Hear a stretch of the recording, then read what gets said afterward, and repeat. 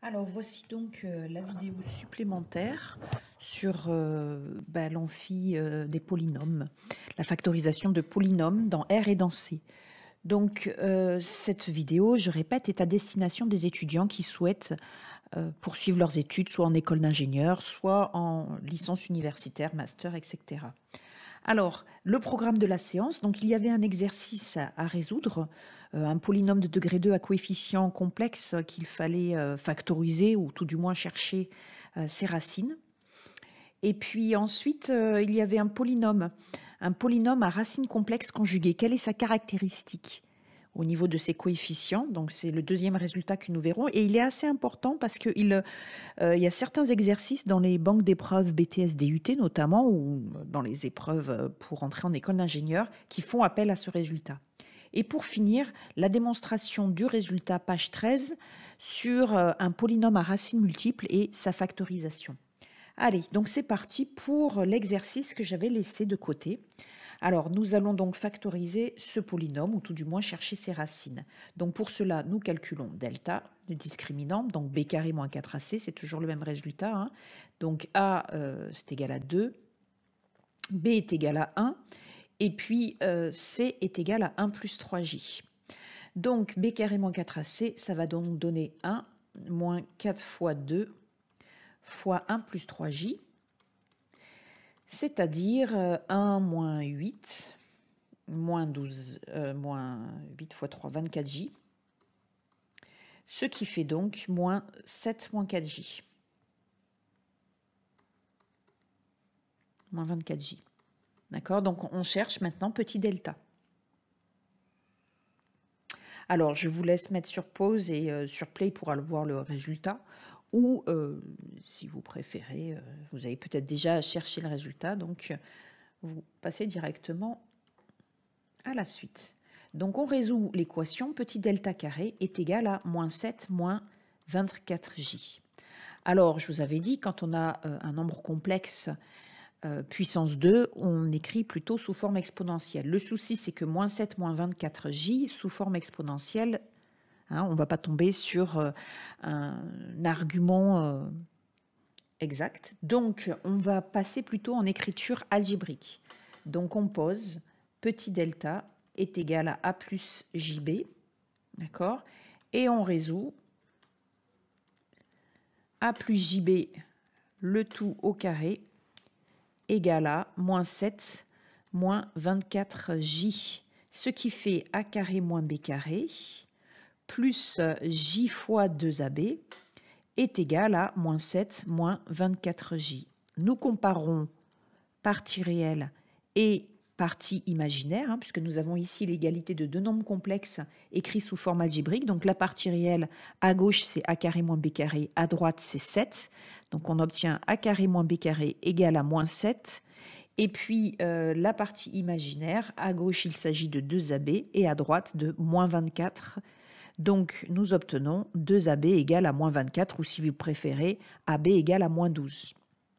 Donc pour résoudre ce système, il y a deux façons de faire, soit par substitution, mais dans ce cas-là, on tombe sur un polynôme de degré 4, alors qui est bicarré, donc on y arrive tout de même, mais c'est un peu long.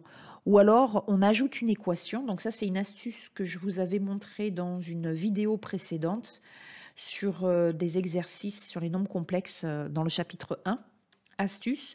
Donc on ajoute, en fait, vous voyez, ces deux nombres complexes ici sont égaux, eh bien, leur module va être égal, d'accord, 2 à 2.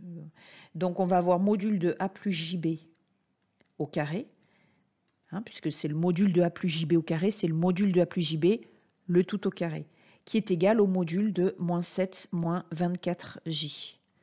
Voilà, donc ça donne une troisième équation, a carré plus b carré est égal à 7 au carré plus 24 au carré, dont on prend la racine carrée. Ce qui donne donc racine carrée de 625 de tête, vous voyez, je fais ça de tête, c'est-à-dire 25. Donc vous obtenez a carré plus b carré égale à 25. Donc vous pouvez ajouter votre équation ici et ça va permettre de faciliter la résolution de ce système. Donc non pas qu'il soit impossible sans cette troisième équation, mais ça facilite le travail. Alors nous allons les numéroter. Et donc je pense que vous avez compris, en additionnant la première et la troisième, eh bien, cela nous permet d'éliminer la variable b carré et d'obtenir l'équation 2a carré égale à 25 moins 7. D'accord? 18. Ainsi, a carré est égal à 9 et a est égal à plus ou moins 3. Donc, pour obtenir b, nous allons utiliser par exemple l'équation ab égale à moins 12. Ce qui donne donc AB égale à moins 12. D'accord? Donc on a deux cas de figure.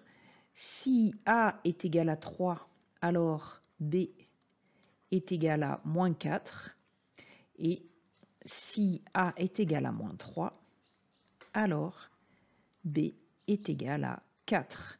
Donc finalement, nous obtenons que petit delta, les racines carrées de grand delta, sont 3 moins 4j et moins 3 plus 4j. Voilà, d'accord, sont les racines carrées de delta.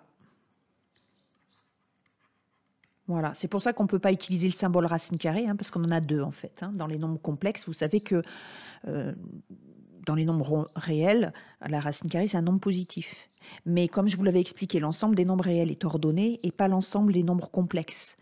Donc c'est pour ça qu'on a deux racines carrées d'un nombre dans C et qu'on ne peut pas utiliser le symbole racine carrée. Donc ça, c'était juste un détail. Alors maintenant, nous n'avons plus qu'à en déduire les solutions de ce polynôme, les racines, donc moins b plus petit delta sur 2a, c'est-à-dire, alors moins b, ça va faire moins 1, plus 3 moins 4j, donc j'ai choisi 3 moins 4j, je pourrais choisir l'autre aussi, ça revient au même, puisqu'après, vous savez que la deuxième racine, ça va être moins b moins petit delta, donc en fait, ça revient au même.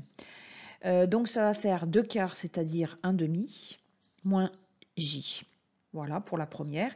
Et la deuxième, c'est donc moins 1 moins 3 plus 4j sur 4, c'est-à-dire moins 1 moins j, plus j, moins 1 plus j.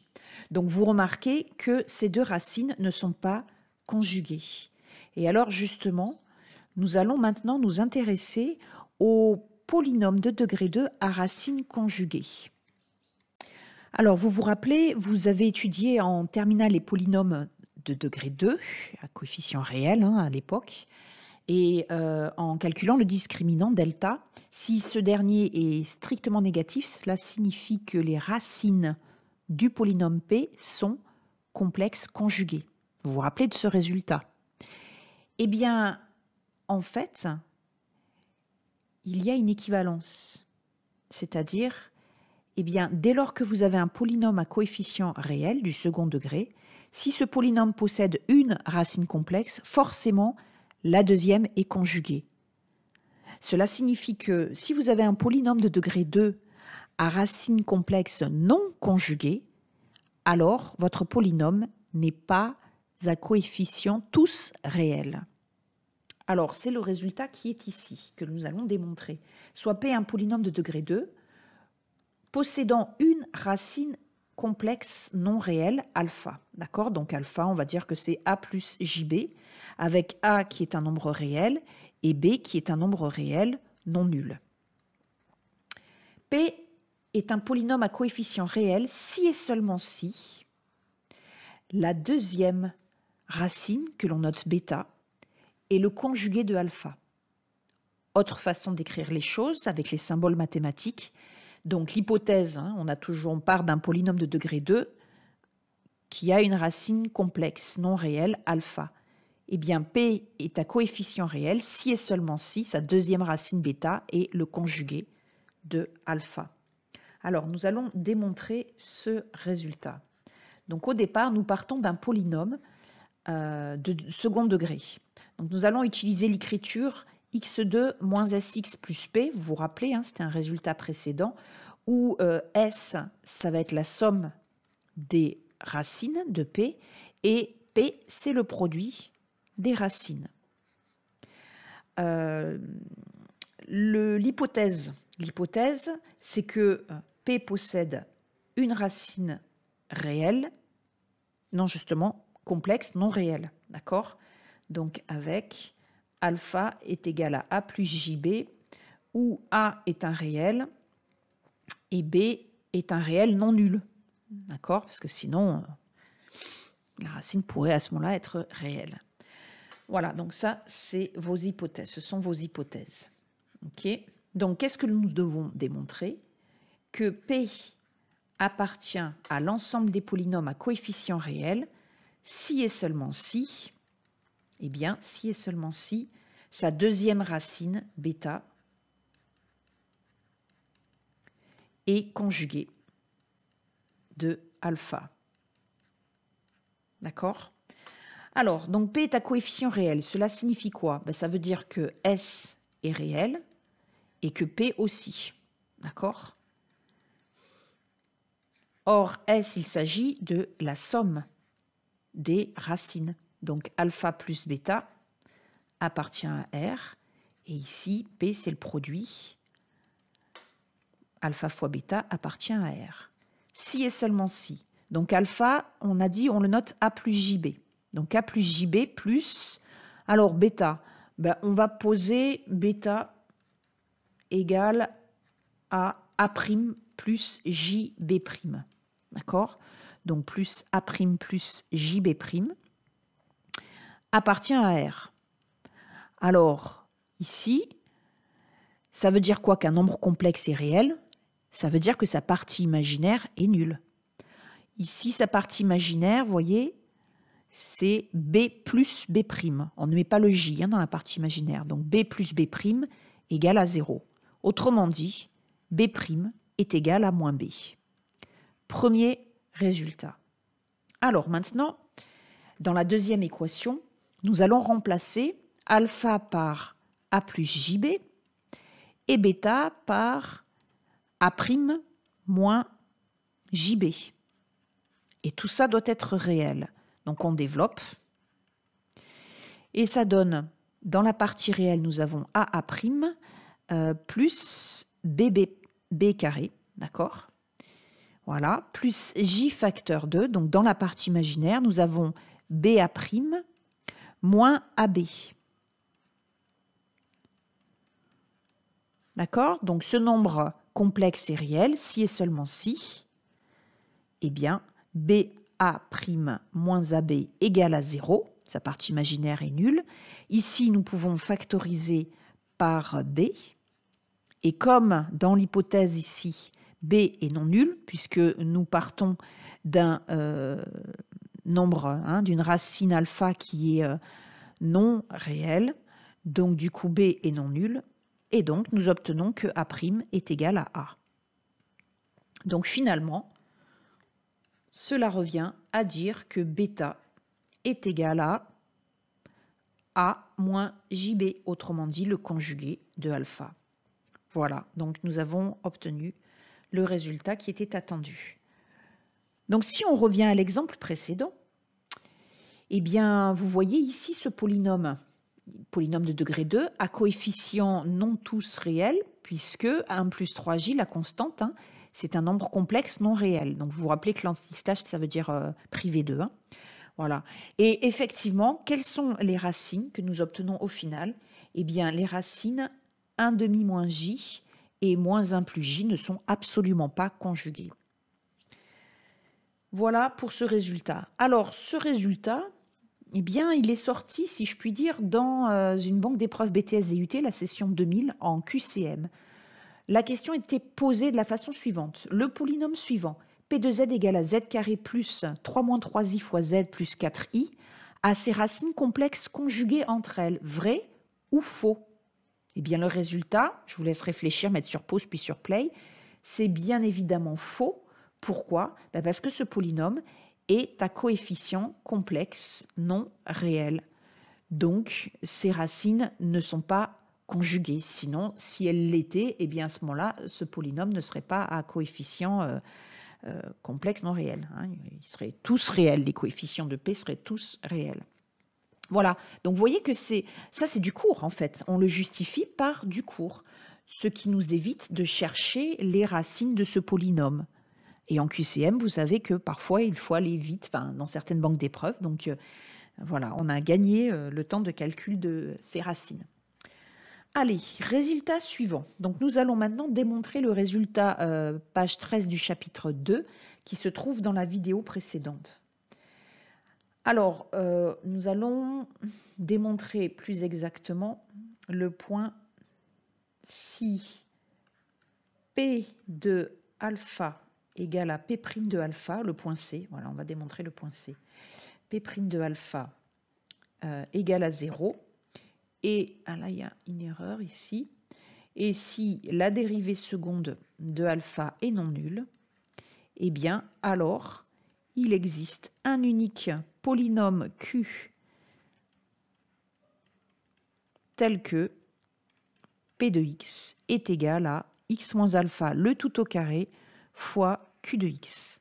Autre façon de dire les choses, et donc ça c'est une équivalence, hein, d'accord, si et seulement si. Donc, autre façon de dire les choses, alpha est une racine double de P, ou encore alpha annule P et sa dérivée d'ordre 1, mais pas sa dérivée d'ordre 2, si et seulement si P est divisible par x moins alpha, le tout au carré. Donc on dit que alpha est une racine double de P. Alors, nous allons démontrer ce résultat. Donc, c'est parti. Alors, quand on démontre une équivalence, ici, hein, on démontre une équivalence, je vous la réécris, eh bien, il y a toujours un sens plus simple à démontrer. Donc ici, je vous laisse réfléchir sur quel est le sens le plus simple à démontrer. Est-ce que c'est le sens numéro 1, c'est-à-dire si P et P' de alpha sont nuls, alors P est divisible, on va l'écrire comme ça, par x moins alpha le tout au carré. Voilà. Ou alors, deuxième sens, si P est divisible par x moins alpha au carré, alors P et P' de alpha sont nuls, mais pas forcément la dérivée d'ordre 2. Alors, eh bien, oui, c'est le sens 2 qui va être le plus facile à démontrer. Donc, nous allons d'abord démontrer le sens 2. Donc, P est divisible par x moins alpha au carré. Ça veut dire qu'il existe un unique polynôme Q. Hein, donc, je vais mettre plutôt, il existe Q, un unique polynôme dans l'ensemble, voilà, des polynômes à coefficient complexe ou réel, peu importe, tel que P de x est égal à x moins alpha le tout au carré fois Q de x. Voilà, donc ça c'est votre hypothèse, ok? Ça c'est votre hypothèse de départ. Et vous devez en déduire la conclusion, c'est-à-dire que P de alpha et P' de alpha sont tous les deux égaux à 0. Alors, eh bien, il suffit de remplacer, hein, tout simplement. Donc, P de alpha, ça ne va pas être compliqué. On remplace x par alpha. Donc, ça fait alpha moins alpha au carré fois Q de alpha. Ça fait donc 0. Donc, ça, c'est pas compliqué. P' de alpha, eh bien, P' de alpha, il va falloir d'abord dériver P de x. D'accord? Donc, P de x, il s'agit du produit de deux polynômes, de deux fonctions. Donc, nous allons appliquer la formule dérivée de u fois v, c'est u'v plus uv'. D'accord? Donc, ici, la dérivée, j'ai pas vu, j'ai mis, oui. La dérivée de x moins alpha au carré, nous allons appliquer la formule dérivée de u au carré, c'est 2 fois u'u. D'accord? Donc, nous allons obtenir 2 fois x moins alpha c'est votre u, et la dérivée de x moins alpha c'est 1. D'accord? Donc u', ça c'est u' fois v, plus u fois v'.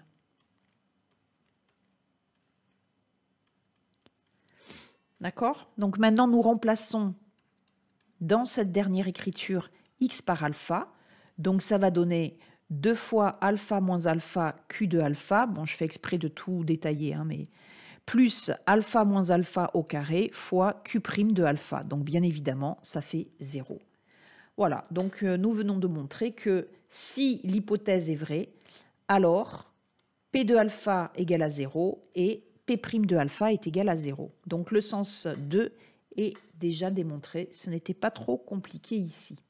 Alors maintenant, le sens 1, c'est-à-dire c'est-à-dire que P de alpha et P' de alpha sont égaux tous les deux à 0, et on doit en déduire que P est divisible par x moins alpha au carré. Et bien pour cela, nous allons nous servir du résultat précédent. Nous avons démontré dans la première vidéo que si P de alpha égale à 0, alors P est divisible par x moins alpha. D'accord? Donc ça, c'est d'après le résultat 1. Petit a, si vous voulez. C'est le petit a à la page précédente. Hein. Donc ça va s'écrire comment? Ben, ça veut dire qu'il existe un unique polynôme. Alors, je ne vais peut-être pas le noter Q, je vais le noter S. Un unique polynôme S tel que P de x est égal à x moins alpha fois S de x. Voilà. Donc, pour l'instant, nous n'avons utilisé qu'une seule des deux hypothèses. Nous avons utilisé l'hypothèse P de alpha égale à 0. D'accord? Donc maintenant, pour utiliser la deuxième hypothèse, nous allons dériver ici ce résultat. Donc on obtient alors que la dérivée de P de x, eh bien là encore, comme précédemment, nous allons appliquer le résultat dérivé d'un produit dérivé u fois v, c'est u'v plus uv'. Donc ici, u c'est x moins alpha, donc u' c'est 1. D'accord? Donc u fois v plus u v'. OK? Alors maintenant, c'est parti. On utilise notre deuxième hypothèse. Comme P' de alpha égale à 0, alors nous obtenons S de alpha plus alpha moins alpha fois S' de alpha égale à 0. Bon, alpha moins alpha fois S' de 0, ça fait 0. Donc finalement, nous obtenons que alpha est une racine du polynôme grand S. Alors, je vous laisse finir la démonstration.